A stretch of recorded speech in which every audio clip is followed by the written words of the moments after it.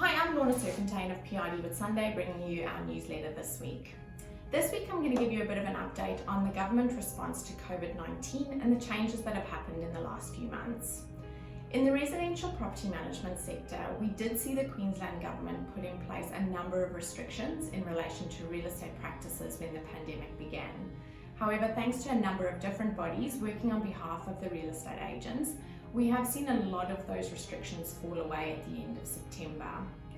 There are a few restrictions that will remain in place until the end of the year, and those restrictions include tenants cannot be listed on a tenancy database for COVID-19 rent arrears. Break lease costs will still be capped at the equivalent of 1 week's rent for eligible tenants that need to end a fixed term lease early.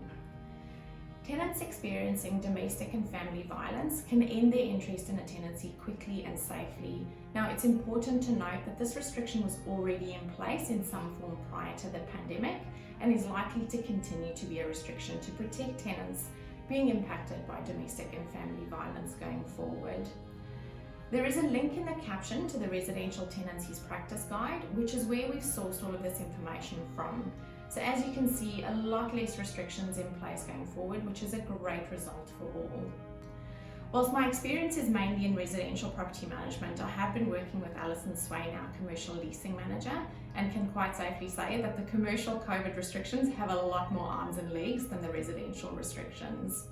Ali has been working with lessors and tenants throughout the response period and has had to navigate her way through the Code of Conduct, which has been no easy feat, I can tell you.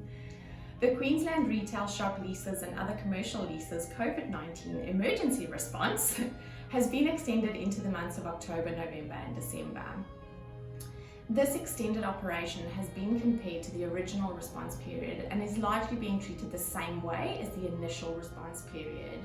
However, they are likely to have some differences, and some of these differences include there are additional eligibility hurdles that tenants will have to go through.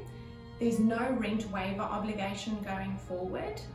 There's no automatic application of a previously agreed rent relief, a continued freeze of rent reviews.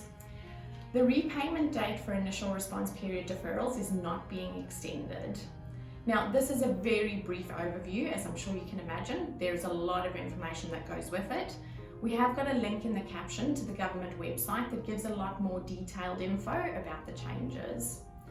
Obviously, there's still a lot of people still being severely impacted by COVID-19 around Australia and around the world, but we're very lucky in Queensland that we seem to be reaching some sort of new normal.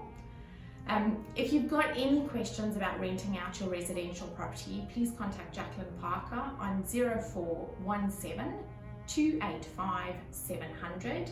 And if you've got any questions about renting a commercial property, please contact Alison Swain on 0497 772 340. Thank you so much for your time, and we'll see you again next week.